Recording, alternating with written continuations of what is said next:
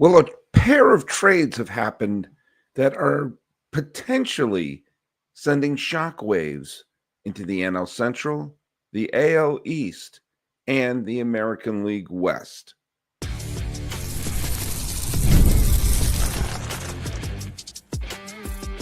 You are Locked On MLB, your daily MLB podcast, part of the Locked On Podcast Network, your team every day. Hello, baseball fans, and welcome to Locked On MLB, part of the Locked On Podcast Network, where it's your team every day. This is the daily podcast. We talk about all of Major League Baseball. I am your host, Paul Francis Sullivan. Please call me Sully. Today's episode is brought to you by our good friends over at Gametime. Download the Gametime app, create an account, and use code LOCKEDONMLB for $20 off your first purchase. Follow us at Locked On MLB Pods on Twitter or whatever it's called now, and on Instagram. I'm your pal Sully. I'm at Sully Baseball and Blue Sky Sully Baseball Podcast on the Instagram. We have some people who are joining us on the live feed. Da Vinci says, USC blew it. Their quarterback blew it versus Notre Dame football. Way to stay on topic. Wrong Locked On show. Check out Locked On USC Trojans or Locked On Notre Dame football. Because if you came here with a wheelbarrow full of $100 bills, hell, if you offered me what the Mets just offered and signed Juan Soto for and said, all of this money is yours, Sully, if you can name one player on the USC football team or the Notre Dame football team, I would say Rudy. So there you go. There you go. Da Vinci is still posting stuff on here about the USC Notre Dame game. And I wish you luck in finding the correct Locked On show. Hey, but there's a lot of baseball stuff to talk about here on this Saturday morning. So I'm seeing more and more people joining the live feed. Hey, happy Saturday. And by the way, nothing shows you all the reason why this podcast is so critical to have in the offseason, because do you know what? A lot of people are talking football. Hell, that's all Da Vinci wants to talk about. And for those of us who are primarily baseball fans, I miss it. You miss it. We all miss it. And I'm going to keep talking about it all throughout the offseason. Let's get to the main point. And Ollie with 2 1s in it, which is that's your name, right? Is it Ollie? I'm just going to call you Ollie. Says, as an Astros fan, I will miss Tucker. Well, yep, let's get right into it, shall we? The big trade was made, which was the Chicago Cubs traded for Kyle Tucker. And this is probably going to be one in several moves that are going to be made, because there's Bellinger is on the, is probably going to be dealt to the Yankees. That's where the big rumor is. And Seiya Suzuki may be shipped off, maybe not. But whatever they do in terms of shuffling around the figures in the outfield, the Chicago Cubs have acquired a legit all-star to put in their outfield. Kyle Tucker has been a huge part in the Houston Astros' recent success. He has a World Series ring, and one that everyone can agree on, the 2022 World Series championship. We had a wonderful year that year, played in the World Series in 2021. I think, he was also on the 2019 team. So the only ones he missed were the ones that no one seems to like. But he had some big postseason moments, including in the COVID year against the A's. Remember when the A's were a playoff team during the COVID year? He had a couple of big home runs against the Red Sox in the ALCS of 2021 in the playoffs against the White Sox. That's right. In the 2020s, both the White Sox and the A's were playoff teams. Baseball can be weird sometimes. And then he wound up getting 2 big home runs and driving in 5 runs in the World Series championship against Philadelphia. He's been MIA the last 2 postseasons. He bombed in the series against the Twins, the Rangers, and he didn't get a hit in the playoff series against Detroit this last year. But and he wound up missing a bunch of games, but he's still an all-star, still puts up big power numbers, still steals a lot of bases. He's a quality left-handed bat. He's a Gold Glover. He's a Silver Slugger. Not that I have a ton of ton on those particular awards, but it's a sign that maybe, just maybe, the Cubs are going to legitimately go for it. Now, some people have criticized the Cubs for not going for it, but in the last couple of years. But you know what? They did bring in the big old manager from the Milwaukee Brewers, lest we forget. They did sign in Suzuki. They did make some moves. Bringing in Counsell was a huge thing, lest we forget that. And it just didn't work last year. They brought in Dansby Swanson as well. They did make moves, and they are playing in a division where it seems like, I don't know, it seems like not a lot of the teams in the division are making giant moves to be big-time contenders. We'll get to the Brewers in the second segment.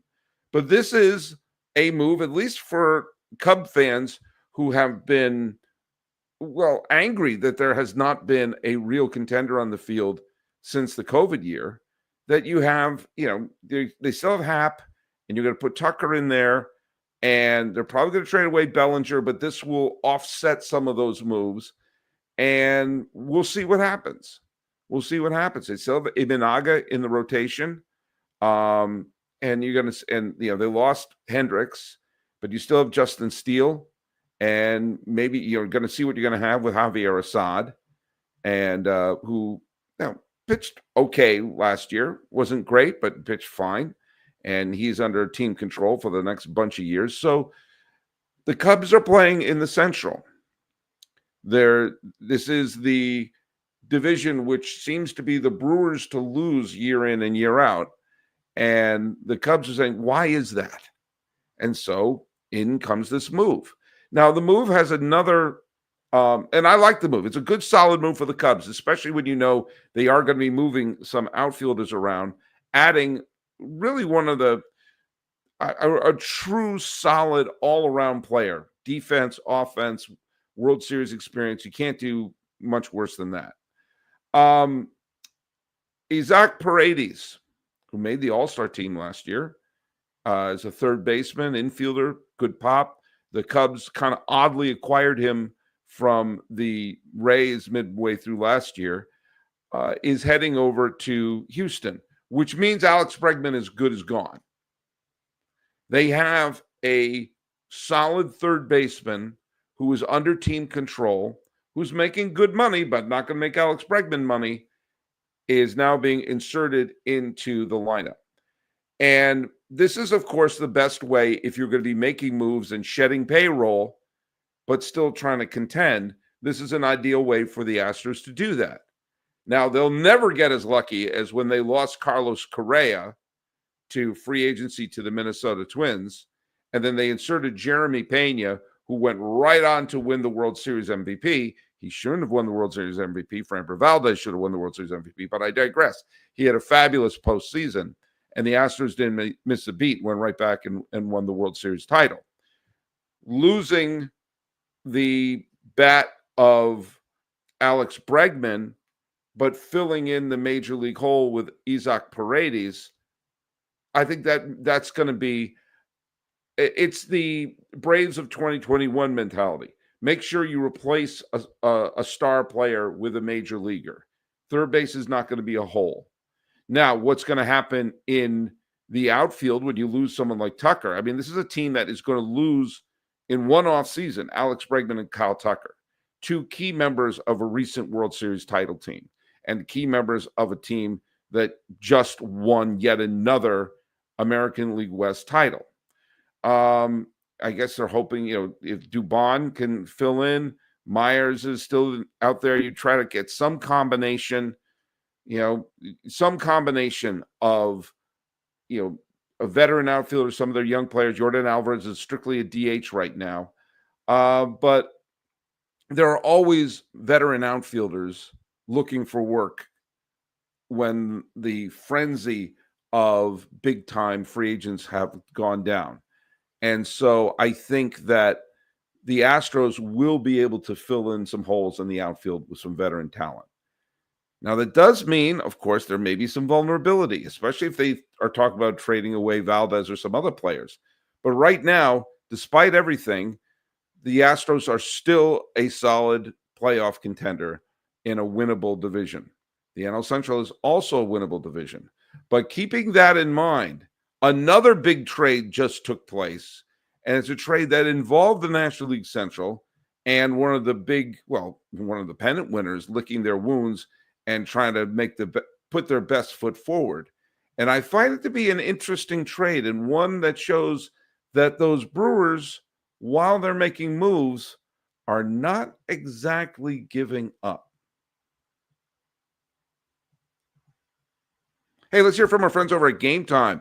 I've used Gametime to buy tickets for events. I use Gametime to buy my tickets for Game 6 of the National League Championship Series this year. I didn't buy it for Game 7 because there was no Game 7. But Gametime has a new feature called Gametime Picks, which makes getting tickets for your favorite live events even easier. Gametime Picks filters out the fluff to show you only incredible deals on great seats so you don't have to waste time searching through thousands and thousands of tickets. Gametime Picks has the curation to make it easy to save more on sports, concert, comedy, theater, and more. They got all-in pricing, so you got to have all your fees up front, nothing hidden, no surprise fees at checkout. Seat views, you get a panoramic view of the seat in the app before you buy, the lowest price guarantee, or Gametime will credit you 110% of the difference. And you got Gametime ticket coverage because it's covered with the most flexible customer service policy in the ticketing industry. So take the guesswork out of buying tickets with Gametime. Download the Gametime app, create an account, and use the code LOCKEDONMLB for $20 off your first purchase. Terms apply. Again, create an account and redeem the code LOCKEDONMLB for $20 off. Live reads, doing them live. Download Gametime today. What time is it? I'll tell you what time it is. It's Gametime. Of course, the other big trade was between the Milwaukee Brewers and the New York Yankees. We all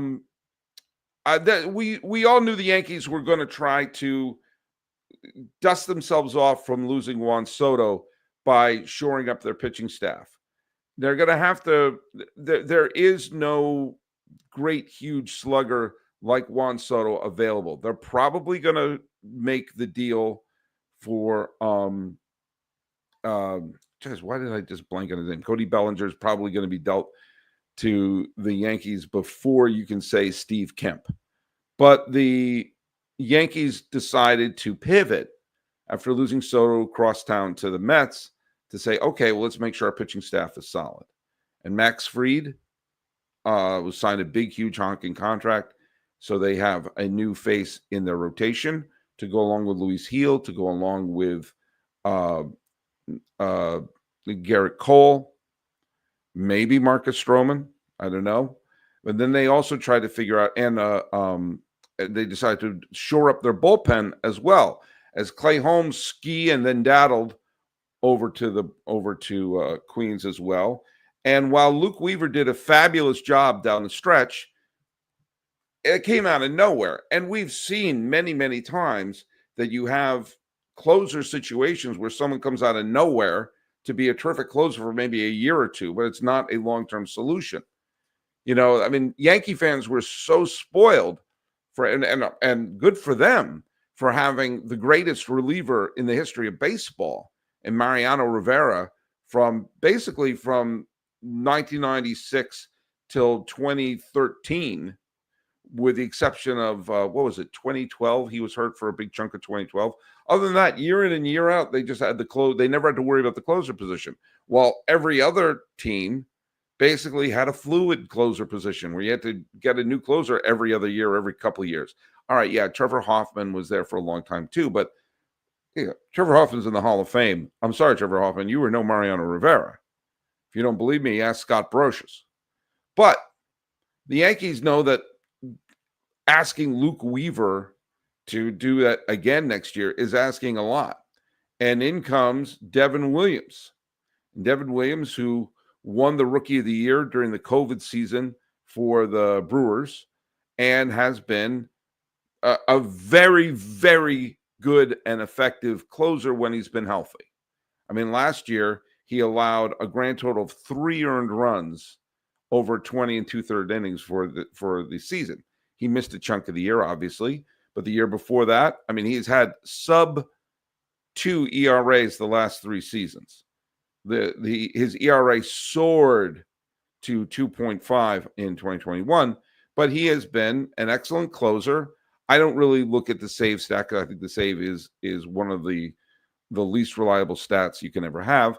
You look at strikeouts per walk. Last year, he had 38 strikeouts, 11 walks, 38 strikeouts in 21 and 2/3 innings.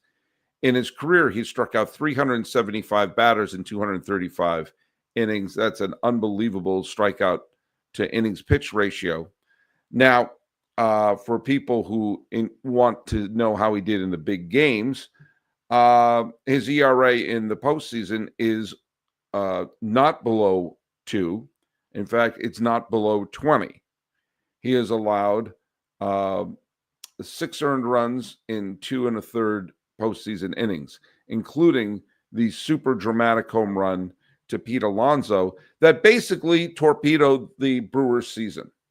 Think about if he got out Pete Alonso, and I'm sorry, you have to say this when you talk about closers. If he got out Pete Alonso, the Brewers move on. Then the Brewers would have advanced past the wild card series to face the Philadelphia Phillies. Now, would they have beaten the Phillies? I don't know. I still can't believe the Phillies lost to the Mets. But the Phillies were more vulnerable than we thought they were. And as Terrence Dunning, one of my listeners says, his career will be remembered for the Alonso home run. Yeah, it's a tough crowd when you talk about closers. But notice I brought up the Scott Brocious home run when I brought up Trevor Hoffman. Yes, Mariano had a couple of, the 2001 World Series, the 2004 ALCS, and the Sandy Alomar home run in 1997. But that's basically it on a spotless resume. There hasn't been the great moment in Williams's closer history, and that is how you judge your closers, especially in New York, especially with the Yankees. If Devin Williams goes to the Yankees and he records 53 saves and has an ERA of -1, and then he wets the bed in the postseason, that's all he's ever going to be. Sorry, that's just the case. And his postseason record, granted a very small sample size, but one of the reasons why it's such a small sample size is he's wet the bed. And both times they were wild card series where Milwaukee had the home field advantage. Last year with Arizona, where the Brewers should have absolutely clocked the Diamondbacks, Devin Williams came in what was a close game. His job was in the 9th inning in what was a 4-3 game to keep it close. And what did he do? He walked Perdomo, he walked Carroll, he walked Tommy Pham, and then led up the Christian Walker double that turned a 4-3 game into a 6-3 game. He's had 2 postseason moments where his team needed him. And boom, he led it up to Walker one year and Alonso the next. And Justin Lamas points out, ask Aroldis Chapman how his Yankee career finished. Now look I think Aroldis Chapman is the scum of the earth. And I hate the fact that the Red Sox signed him. He's an undeniably talented pitcher. And yet when you think of Aroldis Chapman, do you think of the Rajai Davis home run? Or do you think of the Jose Altuve home run? He is just someone who has let up big. He's blown saves blown saves with the Reds, the Yankees, the Cubs. He was on the verge of blowing saves with the Rangers until Bochy said, "We gotta get this idiot out of here." And so, yeah. Oh, that's right. The Brousseau home run. That's right. I forgot. He led up the Brousseau home run in the COVID year. That's right. So that's what you remember closers for. You don't remember all the great, unless they have that great moment. Gossage was able, Gossage had some hiccups in the postseason. Ask Kirk Gibson, ask George Brett. But he also closed out the Bucky Dent game. He also closed out the 1978 World Series. There is no hiccups with Raleigh Fingers or Bruce Sutter in the postseason. But these are the, Lee Smith, Hall of Famer. His big postseason moment is letting up the Steve Garvey home run. It's not fair, but who said things are supposed to be fair? But the Yankees did improve their bullpen. They had to address their bullpen because they got to get there because there is no runaway team in the American League. There isn't. But the Brewers, with this trade, I think showed that, yes, they shed some payroll and maybe some Brewers fans may be mad. I actually kind of like this deal for the Brewers.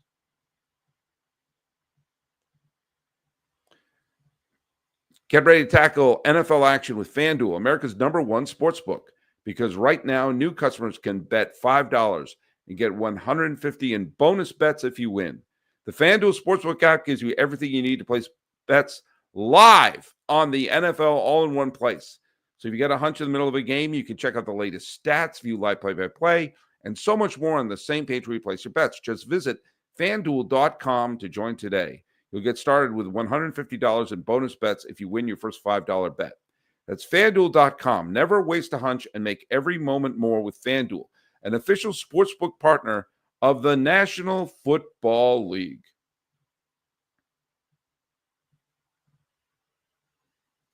So the deal with the Brewers was not just a pure salary dump. And I kind of like that about the deal. Because lest we forget, the Brewers have been in the playoffs the last bunch of years. Yes, the Cubs just made a couple of moves, but this doesn't guarantee anything for the Chicago Cubs. And this is a deal where the Brewers did Caleb Durbin, who is a 24-year-old infielder. And, he's had a decent year in Double-A, basically a decent year in Triple-A. Who knows? He may very well be a quadruple-A player. I don't know. Neither do you. He's bounced around a little bit in throughout the minor leagues. But, he started in the Braves organization. He's now in the Brewers. But the main person they got in the deal was Nestor Cortes Jr. Not senior, but junior. By the way, am I the only one who forgot he came up with the Orioles? I was pulling up a picture potentially for the thumbnail. It was him as an Oriole. He came up with the Orioles in 2018, pitched a handful of games for them. I had no recollection of that whatsoever. He's played with the Mariners as well, but for the last bunch of years, the last 4 years, he's been with the Yankees. Made the All-Star team in 2022. Had a terrific year that year. 2023, not so much. 2024, he pitched well. He pitched very well. And not an ace, but a solid major league pitcher. Now, he's going to be remembered, of course, because he let up the home run to Freddie Freeman, but he's a major league pitcher and will be helpful for the team. Now, Justin Lama says he is Eeyore here. He said Nestor Cortes is in his walk year and Caleb Durbin is a prospect with no power. Okay, he's a prospect with no power, so maybe he'll be utility infielder. And yeah, Nestor Cortes is probably going to walk, but what he's going to do, what players tend to do when they're in their walk year, they tend to have a pretty good year. And if the Brewers wound up getting a major league pitcher in their rotation who is going to be in their walk year and will probably give them a pretty good year. Yes, I understand that Devin Williams is under control for the next 2 seasons, but with that, the Brewers can stick Nestor Cortes in what's already not a bad rotation. You still have Colin Ray, you still have Freddie Peralta. You still have you put Nestor Cortes along with Tobias Myers as their 1, 2, 3, 4. And by the end of the year, Trevor McGill was basically the closer by the end. So, is this, McGill closing. You have 3 or 4 starting pitchers. In a division that nobody seems to want to win. I'm all for that trade. It could have been a salary dump. It could have been they get a bunch of nothing for it. And instead it shows that, you know what? We're going to make sure to have an arm going a major league arm going for each of our starts. And I'm for that. And because I also don't trust the Cubs to do much anything right now. Yeah, I know they just acquired Kyle Tucker. I know they got another trade up their sleeve, but I'll believe it when I see it. I will believe that when I see it. And the Brewers are going, all right, fine. We'll readjust our bullpen a little bit and put a major league arm in there. Granted, one that could walk, but who knows? Maybe that'll get him. Maybe he'll be firing on all cylinders to show that he's worth an 8-year contract. I like this deal for the Brewers. Is it ideal? No, but you know what? I've seen worse. I've seen dumps, and this is not a dump. And so the Brewers are going to continue to go for it with a slightly different cast of characters. Hey, who gave him a shot after they traded away Corbin Burns and lost their damn manager? So do you know what? There you go. And the West, the Astros are bringing in major leaguers to replace their major leaguers, which is why I think you're a fool if you bet against the Astros. But the Astros weren't a 90-win team last year. Granted, they got off to a bad start, and Seattle got off to a great start. But as I said before, if you're the American League West teams out there, if you're the Angels who's been a decade without a playoff appearance, you're the A's who are trying to show something. I'm going to talk about the A's and they're maybe being guilted into putting a contender on the field.